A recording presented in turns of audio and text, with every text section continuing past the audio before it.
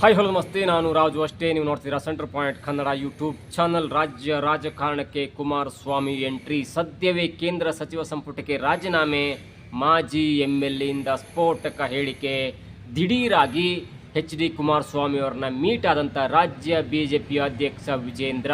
ಏನಿದು ಹೊಸ ಬೆಳವಣಿಗೆ, ಇವೆಲ್ಲವನ್ನು ನೋಡೋಣ. ಅದಕ್ಕಿಂತ ಮೊದಲು ಇಲ್ಲೇ ತನಕ ನಮ್ಮ ಚಾನಲ್ನ ಸಬ್ಸ್ಕ್ರೈಬ್ ಮಾಡಿಲ್ಲ ಅಂದರೆ ಈಗಲೇ ಸಬ್ಸ್ಕ್ರೈಬ್ ಮಾಡಿ, ಜೊತೆಗೆ ಕಾಮೆಂಟ್ಗಳ ಮುಖಾಂತರ ತಮ್ಮ ಅಭಿಪ್ರಾಯವನ್ನು ತಿಳಿಸಬಹುದು. ಎಸ್ ವೀಕ್ಷಕರೇ, DK ಶಿವಕುಮಾರ್ ಅವರು ಮುಖ್ಯಮಂತ್ರಿ ಆದ ನಂತರ ಎಲ್ಲೋ ಒಂದು ಕಡೆ ಕಾಂಗ್ರೆಸ್ಗೆ ಭಯ ಇತ್ತು ಅಥವಾ BJPಗೆ ಹುರುಪಿತ್ತು, ವಿರೋಧ ಪಕ್ಷದವರಿಗೆ ಹುರುಪಿತ್ತು. ಅದೇನೆಂದರೆ ಅಹಿಂದ ನಾಯಕನನ್ನು, ಜನಪ್ರಿಯ ನಾಯಕರಾದಂಥ ಸಿದ್ದರಾಮಯ್ಯನವ್ರನ್ನ ಕೆಳಗಿಳಿಸಿದ ನಂತರ ಅದೇ ಬೆಂಕಿ ಹತ್ತು ಹೊರೆದುಕೊಳ್ಳುತ್ತೆ, ಅದೇ ಹಿನ್ನಡೆಯಾಗತ್ತೆ. ಮತ್ತು ಹಿರಿಯ ನಾಯಕರನ್ನು ಕಡೆಗಣಿಸಿ ಕೆಳಗೆ ಇಳಿಸಿದ ನಂತರ DK ಶಿವಕುಮಾರ್ ಅವರು ಯಾವ ನೈತಿಕ ಆಧಾರದ ಮೇಲೆ ಮುಖ್ಯಮಂತ್ರಿ ಆಗ್ತಾರೆ, ಯಾವ ನೈತಿಕ ಆಧಾರದ ಮೇಲೆ ರಾಜ್ಯವನ್ನು ಮುನ್ನಡೆಸ್ತಾರೆ ಅನ್ನುವಂಥ ಒಂದು ಮಾತು ಕೂಡ ಕೇಳಿ ಬರ್ತಾ ಇತ್ತು.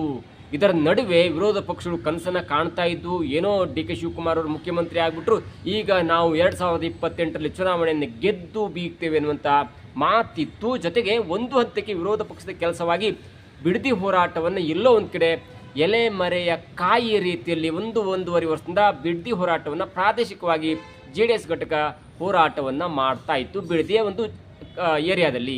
ಆದರೆ ಯಾವಾಗ DK ಶಿವಕುಮಾರ್ ಅವರು ಮುಖ್ಯಮಂತ್ರಿಯಾಗಿ ಬಿಡದಿ ಹೋರಾಟವನ್ನು ಹತ್ತಿಕ್ಕಿ ಬಿಡದಿ ಪ್ರಾಜೆಕ್ಟನ್ನು, ಬಿಡದಿ ಟೌನ್ಶಿಪ್ಪನ್ನು ಮಾಡಲೇಬೇಕೆನ್ನುವಂಥ ಹಂತಕ್ಕೆ ಬಂದ್ರಲ್ಲ, ಆಗ ಒಂದು ಹಂತಕ್ಕೆ ಬಿಡದಿ ಹೋರಾಟವನ್ನು ಕುಮಾರಸ್ವಾಮಿಯಿಂದ ತನ್ನ ಹೆಗಲ ಮೇಲೆ ಹಾಕೊಂಡಂಥವ್ರು ಇದೆ HD ಕುಮಾರಸ್ವಾಮಿ.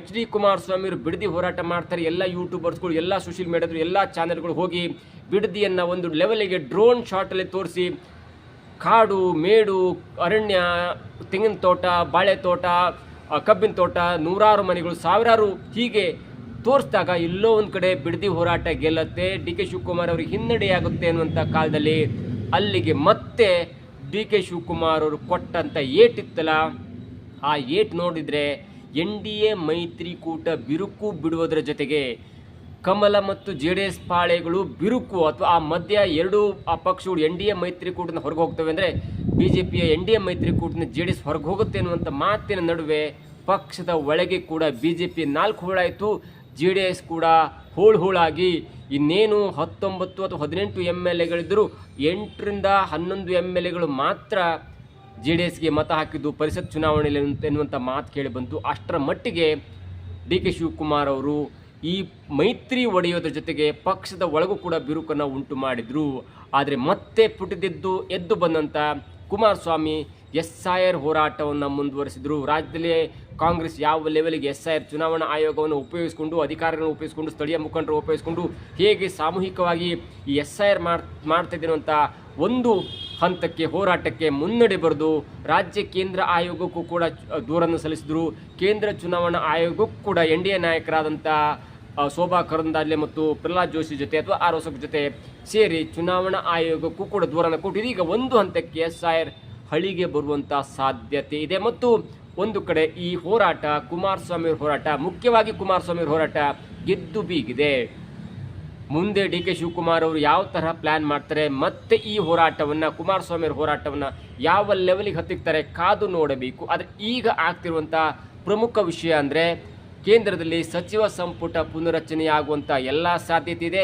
ರಾಜ್ಯದಿಂದ 4-5 ಮಂತ್ರಿಗಳಾಗಿದ್ದಾರೆ, 4-5 MP ಮಂತ್ರಿಗಳಾಗಿದ್ದಾರೆ.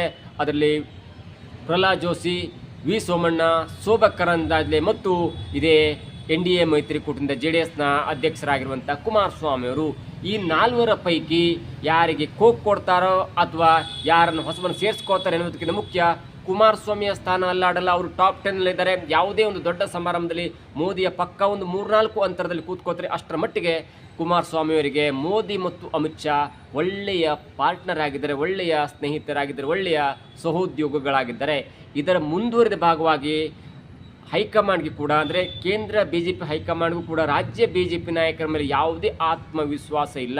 2024ರ MP ಚುನಾವಣೆ ಗೆದ್ದಾಗಲೂ ಕೂಡ ಅದರ ಕಂಪ್ಲೀಟ್ ಆದಂಥ ಕ್ರೆಡಿಟ್ ಹೋಗಬೇಕಾದ್ದು BJPಗಿಂತ ಅದು ಕುಮಾರಸ್ವಾಮಿಯವರಿಗೆ. ಕುಮಾರಸ್ವಾಮಿಯವರು JDS ಮತ್ತು BJP ಮೈತ್ರಿ ಆಗಿದ್ದರಿಂದ ಕೆಲವೊಂದು ಹಂತದಲ್ಲಿ BJP ಕೂಡ 17 MPಗಳನ್ನ ಗೆಲ್ಲಲಿಕ್ಕೆ ಸಾಧ್ಯವಾಯಿತು. ಜೊತೆಗೆ ಬೆಂಗಳೂರು ಗ್ರಾಮಾಂತರದಲ್ಲಿ ದೇವೇಗೌಡರ ಕುಟುಂಬದಿಂದ ಕ್ಯಾಂಡಿಡೇಟ್ ಕರೆಸ್ಕೊಂಡು BJPಯ ಕ್ಯಾಂಡಿಡೇಟ್ ಆಗಿ ಡಾಕ್ಟರ್ CN ಮಂಜುನಾಥ್ ಅವರು DK ಶಿವರಾಜ್ ಅವರ ವಿರುದ್ಧ ಗೆದ್ದು ಬೇಕಿದ್ರು. ಇದು ಕೂಡ ಕೇಂದ್ರ ನಾಯಕರು ಕುಮಾರಸ್ವಾಮಿ ಅವರು ಆಡಿದಂಥ ಮಾತುಕತೆಯ ಫಲವಾಗಿ ಎನ್ನುವುದು ಕೂಡ ಇದೀಗ ಬಹಿರಂಗವಾಗ್ತಿದೆ. ಆದರೆ ಈಗ ಕೇಳಿ ಬರ್ತಾ ಇರುವಂಥ ಒಂದು ಮಾತಂದರೆ ರಾಜ್ಯ BJP ನಾಯಕರು NDA ಮೈತ್ರಿಕೂಟವನ್ನು ನಡೆಸಲಿಕ್ಕೆ ಸಮರ್ಥರಲ್ಲ. ಹೀಗಾಗಿ ಬಿಹಾರದಲ್ಲಿ ಆಯ್ತಲ್ಲ, ಬಿಹಾರದಲ್ಲಿ JDU ಸ್ವಲ್ಪ ಮಟ್ಟಿಗೆ ಕಡಿಮೆ ಗೆದ್ದಿದ್ರು ಕೂಡ ಅಥವಾ BJP ಜಾಸ್ತಿ ಗೆದ್ದಿದ್ರು ಕೂಡ ಅಲ್ಲಿ ಚುನಾವಣೆ ಎದುರಿಸುವಾಗ 2025 ಚುನಾವಣೆ ಎದುರಿಸುವಾಗ NDA ಮೈತ್ರಿಕೂಟದ ಮುಖ್ಯಸ್ಥರನ್ನಾಗಿ ಮಾಡಿದ್ದು ಇದೇ ನಿತೀಶ್ ಕುಮಾರ್ ಅವರನ್ನ 101 ಸೀಟನ್ನು ಕೊಟ್ಟು 95 ಸೀಟಲ್ಲಿ BJP ಗೆಲ್ತು, JDU 85 ಸೀಟಲ್ಲಿ ಗೆತ್ತು.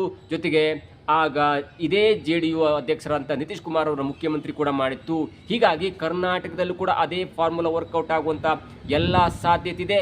ಕೇಂದ್ರ ಹೈಕಮಾಂಡ್ ಕೂಡ ಕುಮಾರಸ್ವಾಮಿ ಅವರಿಗೆ ಒಂದು ಹಂತಕ್ಕೆ ನೀವು ರಾಜ್ಯಕ್ಕೆ ಹೋಗಬಹುದು, ಸದ್ಯ ಇಲ್ಲಿರಿ, ಆದರೆ 2027 ಸುಮಾರಿಗೆ ನೀವು ರಾಜ್ಯಕ್ಕೆ ಹೋಗಬಹುದು ಎನ್ನುವಂಥ ಒಂದು ಸಲಹೆ ಕೊಟ್ಟಿದೆ. ಅಥವಾ ಕುಮಾರಸ್ವಾಮಿಯವರೇ ಮೋದಿ ಮತ್ತು ಅಮಿತ್ ಶಾ ಅವರಿಗೆ ರಿಕ್ವೆಸ್ಟ್ ಮಾಡಿದ್ದಾರೆ ಅನ್ನುವಂಥ ಮಾತು ಕೂಡ ಕೇಳಿಬರ್ತಿದೆ.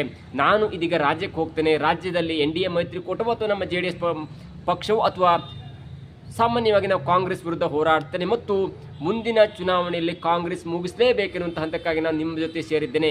ಒಟ್ಟಾರೆಯಾಗಿ ಕಾಂಗ್ರೆಸ್ ಪಕ್ಷಕ್ಕೆ ಹಿನ್ನಡೆಯಾಗಬೇಕು, ನಮ್ಮ ಮೈತ್ರಿಕೂಟ ಗೆಲ್ಲಬೇಕು ಎನ್ನುವಂಥ ಒಂದು ಮನವಿ ಪತ್ರವನ್ನು ಕೊಟ್ಟಿದ್ದಾರೆ ಎನ್ನುವಂಥ ಮಾತಿನ ಜೊತೆಗೆ ಇದೀಗ ಶ್ರೀರಂಗಪಟ್ಟಣದ ಮಾಜಿ MLA ಕುಮಾರಸ್ವಾಮಿಯವರ ಆಪ್ತ ಒಂದು ಹಂತಕ್ಕೆ ಶ್ರೀರಂಗಪಟ್ಟಣದಲ್ಲಿ ಬಂಡೆ ಸಿದ್ದೇಗೌಡ ಅವರ ವಿರುದ್ಧ ಗೆಲ್ತೇನೆ ಎನ್ನುವಂಥ ಆತ್ಮವಿಶ್ವಾಸದಲ್ಲಿದ್ದ. ಜೊತೆಗೆ ಈ ಕಾಂಗ್ರೆಸ್ ಕೊಟ್ಟಂಥ ಗ್ಯಾರಂಟಿಗಳಲ್ಲಿ ಕೊಚ್ಚಿ ಹೋದಂಥ ವ್ಯಕ್ತಿಯಲ್ಲಿ ಇವರು ಕೂಡ ಒಬ್ಬರು. ಕೆಲವೊಬ್ಬರು 4,000, 3,000, 8,780 ಮತ್ತು ಹೀಗೆ ಅನೇಕ ವಿರೋಧ ಪಕ್ಷದ ಅನೇಕ JDS ಮತ್ತು BJP ಕೊಚ್ಚಿ ಹೋಗಿದಾರಲ್ಲ, ಅದೇ ರೀತಿ ಕೊಚ್ಚಿ ಹೋದವರಲ್ಲಿ 10 ಅಥವಾ 11,000 ಮತಗಳ ಅಂತರದಿಂದ ಸೋತಂತವರು ಇದೆ.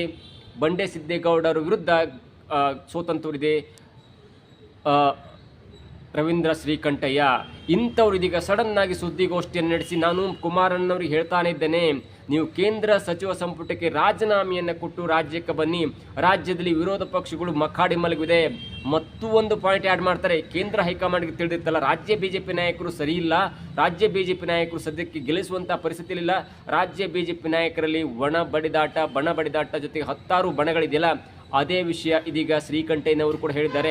ರಾಜ್ಯ ವಿರೋಧ ಪಕ್ಷದವರು ರಿಯಲ್ ಎಸ್ಟೇಟ್ ಮಾಡ್ಕೊಂಡು ಆರಾಮಾಗಿದ್ದಾರೆ. ರಾಜ್ಯ BJP ನಾಯಕರಾಗಿರಲಿ, ರಾಜ್ಯ ನಾಯಕರು ಇವರೆಲ್ಲರೂ ಕೂಡ ಯಾರೂ ಸರಿ ಇಲ್ಲ. ಅವರ ಹಿಸ್ಟ್ರಿ ತೆಗಿಬೇಕಂದ್ರೆ, ಅವರ ಡೆವಲಪ್ಮೆಂಟ್ ವರ್ಕ್ ತೆಗಿಬೇಕಂದ್ರೆ ಅವರ ಮೇಲಿರುವ ಕೇಸನ್ನು ಪೊಲೀಸ್ ಠಾಣೆಯಲ್ಲಿ ಹೋಗಿ ತೆಗಿರಿ. ಎಷ್ಟೆಷ್ಟು ಕೇಸ್ ಇದೆ ಅವ್ರ ಮೇಲೆ. ಒಂದು ಜಾಗವನ್ನು ಖರೀದಿ ಮಾಡೋದು, ಎಕರೆಗಟ್ಟಲೆ ಜಾಗವನ್ನು ಖರೀದಿ ಮಾಡೋದು, ಅದನ್ನು ಲೇಔಟ್ ಮಾಡೋದು, ಮಾರೋದು, ಅಷ್ಟರ ಮಟ್ಟಿಗೆ ಸಂತೃಪ್ತರಾಗಿ ಈ ವಿರೋಧ ಪಕ್ಷದವರಿದ್ದಾರೆ. ಆ ವಿರೋಧ ಪಕ್ಷದ ಬಗ್ಗೆ ಮಾತನಾಡಲಿಕ್ಕೆ ಇಷ್ಟಿಲ್ಲ. ರಾಜ್ಯದಲ್ಲಿ ಬೆಳವಣಿಗೆ ಆಗಬೇಕು, ರಾಜ್ಯದಲ್ಲಿ ಅಭಿವೃದ್ಧಿ ಆಗಬೇಕು, ರೈತರ ಸಂಕಷ್ಟ ಮಾಯ ಆಗಬೇಕು ಅನ್ನುವಂಥ ಹಂತದಲ್ಲಿರುವಾಗ ನಾವು ಕುಮಾರಸ್ವಾಮಿ ಅವರು ಕೇಂದ್ರ ಸಚಿವ ಸಂಪುಟಕ್ಕೆ ರಾಜೀನಾಮೆಯನ್ನು ಕೊಟ್ಟು ರಾಜ್ಯಕ್ಕೆ ಬರಬೇಕು ಮತ್ತು ಕಾಂಗ್ರೆಸ್ಸನ್ನು ಎದುರಿಸಲಿಕ್ಕೆ ಕುಮಾರಣ್ಣನವರಿಂದ ಮಾತ್ರ ಸಾಧ್ಯ ಅನ್ನುವಂಥ ಮಾತನ್ನು ಹೇಳಿದ್ದಾರೆ. ಇದು ಎಲ್ಲೋ ಒಂದು ಕಡೆ ತಾಳೆಯ ಆಗ್ತಿದೆ. ಕೇಂದ್ರ ಹೈಕಮಾಂಡ್ ಇದ್ದರೆ BJP ಆಡುವಂಥ ಮಾತಿಗೂ ಜೊತೆಗೆ ರಾಜ್ಯದಲ್ಲಿ ಮಾಜಿ MLA ಆಗಿರುವಂಥ ರವೀಂದ್ರ ಶ್ರೀಕಂಠ ಹೇಳಿದ ಮಾತಿಗೂ ಎಲ್ಲೋ ಒಂದು ಕಡೆ ತಾಳೆಯ ಆಗ್ತಿದೆ. ಇದರ ನಡುವೆ ಇದೀಗ ದಿನಕ್ಕೊಂದರಂತೆ ದಿನಕ್ಕೆರಡರಂತೆ ಕುಮಾರಸ್ವಾಮಿ ರಾಜ್ಯದಲ್ಲಿ ಕೂತ್ಕೊಂಡು JP ನಗರ ತಮ್ಮ ಒಂದು JDS ಕಚೇರಿಯಲ್ಲಿ ದಿನಕ್ಕೊಂದು ಅಥವಾ ಎರಡರಂತೆ ಗಂಟೆಗೊಮ್ಮೆ ಸುದ್ದಿಗೋಷ್ಠಿಯನ್ನು ಮಾಡ್ತಾ ಇದ್ದಾರೆ. ಸುದ್ದಿಗೋಷ್ಠಿ ಮಾಡುವಾಗ ನಿನ್ನೆ ಕಾಂಗ್ರೆಸ್ ಏನು ಮಾಡ್ತು, ಇಲ್ಲಿ ತನಕ ಏನು ಮಾಡ್ತಿದೆ, ಏನೆಲ್ಲ ಮಾಧ್ಯಮ ಪ್ರಸಾರ ಆಗ್ತಿದೆ ಎಲ್ಲವನ್ನು ಕೂಡ ಎಳೆಯಾಗಿ ಬಿಚ್ಚಿಡ್ತಾ ಇದ್ದಾರೆ. ಜೊತೆಗೆ ಪ್ರಗತಿ ಸಭೆ, ಅಭಿವೃದ್ಧಿ ಸಭೆ ಅಂತ ಇಡೀ ರಾಜ್ಯವನ್ನು ಸುತ್ತುವರಲಿಕ್ಕೆ ಮನಸ್ಸು ಮಾಡಿರುವಂಥ DK ಶಿವಕುಮಾರ್ ಕೂಡ ಹೋದಲ್ಲಿ ಬಂದಲ್ಲಿ SIRನ ತಲೆಬಿಸಿ ಕಾಡ್ತಾ ಇದೆ. ಹೀಗಾಗಿ SIRನಲ್ಲಿ ಅವರೇ ಸ್ವತಃ ಅಡ್ವರ್ಟ್ ಮಾಡಿರೋದ್ರಿಂದ ಎಲ್ಲೇ ಹೋದರೂ ಕೂಡ ಇದಕ್ಕೆ SIRನ ಒಂದು ಕೆಟ್ಟ ಅನುಭವ, SIRನ ಒಂದು ಎಡವಟ್ಟು ಅವರನ್ನ ಕಾಡ್ತಾ ಇದೆ. ಏನು ಬೇಕಾದರೂ ಆಗ್ಬೋದು ಎನ್ನುವಂಥ ಸ್ಥಿತಿಯಲ್ಲಿದ್ದಾರೆ DK ಶಿವಕುಮಾರ್ ಅವರು. ಜೊತೆಗೆ ಸಚಿವ ಸಂಪುಟದ ಒಂದು ವಿಸ್ತರಣೆ ಕೂಡ ಆಗದೇ ಇರೋದರಿಂದ ಎಲ್ಲೋ ಒಂದು ಕಡೆ DK ಶಿವಕುಮಾರ್ ಅವರು ಹಿನ್ನಡೆಯಾಗುತ್ತೆ ಅಂತ ಮಾತನ್ನು ಇದೇ ಕುಮಾರಸ್ವಾಮಿ ಅವರು ಹೇಳಿದ್ದಾರೆ. ಇದರ ಮಧ್ಯೆ ಅಚ್ಚರಿಯ ಬೆಳವಣಿಗೆ ಎಂಬಂತೆ ಹೈಕಮಾಂಡ್ನಿಂದ ಸಿಗ್ನಲ್ ಬಂತ ಅಥವಾ ಈ ನಾವು ಕೋರ್ ಕಮಿಟಿಯಲ್ಲಿ ಆದಂಥ ಮಾತಾ ಅಥವಾ ರಾಧಾಮೋಹನ್ ಅಗರ್ವಾಲ್ ಅವರು ವಿಜೇಂದ್ರ ಅವರಿಗೆ ಹೇಳಿದಂಥ ಸೂಚನೆಯು ಯಾವುದು ಕೂಡ ಗೊತ್ತಿಲ್ಲ. ಯಾಕಂದರೆ ರಾಧಾಮೋಹನ್ ಅಗರ್ವಾಲ್ ಅವರು ನಿನ್ನೆ ತಾನೇ ಬಂದು BJPಯ ಕೋರ್ ಕಮಿಟಿ ಸಭೆಯನ್ನು ಮಾಡಿ ಯಾರು ಕೂಡ ಕಿತ್ತಾಡಬಹುದು, ಇಲ್ಲಿ ತನಕ ಆಗಿದ್ದಾಗಲಿ ಮುಂದೆ ನಾವು ಒಗ್ಗಟ್ಟಾಗಿ ಹೋಗಬೇಕನ್ನುವಂಥ ಮಾತಿನ ನಡುವೆ ಸಡನ್ ಆಗಿದೀಗ ಕುಮಾರಸ್ವಾಮಿ ಅವರನ್ನು ವಿಜೇಂದ್ರ ಕೂಡ ಭೇಟಿಯಾಗಿದ್ದಾರೆ. ಹಾಗಾದರೆ ಅಧಿಕೃತವಾಗಿ ಇದೀಗ NDA ಮೈತ್ರಿ ಪಕ್ಷದ ಅಭ್ಯರ್ಥಿಯಾಗಿ ಮುಖಂಡನಾಗಿ ಕುಮಾರಸ್ವಾಮಿ ಆಯ್ಕೆ ಆದ್ರ ಅಥವಾ ಏನಾದರೂ ಅಂಥ ಒಂದು ಸೂಚನೆಯನ್ನು ರಾಧಾ ಮೋಹನ್ ಅಗ್ರವಾಲ್ ಅವರ ಜೊತೆ ಹೇಳಿ ಕಳಿಸಿದ ರಾಜ್ಯ ನಾಯಕರಿಗೆ ಈ ಒಂದು ಮನವಿಯನ್ನು ಸ್ವೀಕರಿಸಿದ ಈ ಒಂದು ಸಲಹೆಯನ್ನು ಸ್ವೀಕರಿಸಿದಂಥ ಇದೇ ವಿಜಯೇಂದ್ರ ಅವರು ಕುಮಾರಸ್ವಾಮಿ ಅವರನ್ನು ಮೀಟ್ ಮಾಡಿದ್ರೆ ಆ ಫೋಟೋವನ್ನು ನೋಡ್ತಾರೆ, ಎಲ್ಲೋ ಒಂದು ಕಡೆ ಏನೋ ಒಂದು ಖುಷಿಯ ವಿಚಾರ ಆಗ್ತಿದೆ. ಆಡಳಿತ ಪಕ್ಷವನ್ನು ಒಂದು ಸಂಕಷ್ಟಕ್ಕೆ ಸಿಲುಕಿಸಬೇಕು ಅಥವಾ ನೀವೇ ಮುಂದಿನ ನಮ್ಮ NDA ಮೈತ್ರಿಯ ಒಂದು ಮುಖಂಡರಾಗಬೇಕೆನ್ನುವಂಥ ಸಲಹೆಯನ್ನು ಕೊಟ್ಟಿದ್ದಾರೆ. ಕಾದು ನೋಡಬೇಕು, ಮುಂದಿನ ದಿನಗಳು ಏನಾಗುತ್ತೆ ಎಲ್ಲವೂ ಕೂಡ ನೋಡೋಣ. ಇದಾಗುತ್ತೆ ಇವತ್ತಿನ ವಿಶೇಷ. ನೋಡ್ತಾ ಇರಿ center point Kannada YouTube channel. ಕುಮಾರಣ್ಣಂಗೆ ಹೇಳಿದೆ, ನೀವು ಕೇಂದ್ರ ಸಚಿವರಾಗೋದು ಬೇಡ, ಸಾಕು, ನಿಲ್ಲಿಸ್ಬಿಟ್ಟು ತತ್ಕ್ಷಣ ಬನ್ನಿ, ರಾಜ್ಯ ಸಮಸ್ಯೆಗಳು ತುಂಬಾ ಇದೆ, ನೀವು ಇಲ್ಲಿ ಸಮಸ್ಯೆಗಳ ಬಗ್ಗೆ ನೀವು ಇಮಿಡಿಯೇಟ್ ಕ್ರಮ ತಗೋಬೇಕಾಗಿದೆ, ನೀವು ರಾಜೀನಾಮೆ ಕೊಟ್ಬಿಟ್ಟು ಬನ್ನಿ ಅಂತ ನಾನು ಅವ್ರನ್ನ ಸಭೆಲೆ ಆಹ್ವಾನಿಸಿದ್ದೀನಿ. ತಗೊಳ್ಳಿ ಸಭೆಲಿ ತತ್ಕ್ಷಣ ರಾಜೀನಾಮೆ ಕೊಟ್ಟು ಬನ್ನಿ, ಇಲ್ಲಿ ಅಧ್ವಾನ ಆಗ್ಬಿಟ್ಟಿದೆ ಅಂತ. ವಿಪಕ್ಷಗಳು ಈ ವಿಪಕ್ಷ ಅಂದ್ರೆ ಅದಕ್ಕೊಂದು ಭಯ ಇತ್ತು, ಇದೆಯಾ ಇವತ್ತು? ಬರಲೇಬೇಕು. ನಾನು ಈ ಮೂಲಕ ಈ ಪ್ರೆಸ್ ಮುಖಾಂತರ ಹೇಳ್ತೀನಿ, ಕುಮಾರಸ್ವಾಮಿ ಅವರು ಬಂದು ಏನಾದ್ರು ಇಲ್ಲಿ ನಿಂತ್ಕೊಂಡು ರೈತರ ಪರವಾಗಿ, ರಾಜ್ಯದಲ್ಲಿ ಬಡವರ ಪರವಾಗಿ, ಜನಸಾಮಾನ್ಯ ಪರವಾಗಿ ಅವ್ರು ಹೋರಾಟ ಮಾಡಿದಷ್ಟೇ ಇಲ್ಲಿ ಜನಸಾಮಾನ್ಯರು ಉಳಿಯಕ್ ಸಾಧ್ಯ. ಇನ್ಯಾರಿಗೂ ಇಂಟ್ರೆಸ್ಟ್ ಇಲ್ಲ.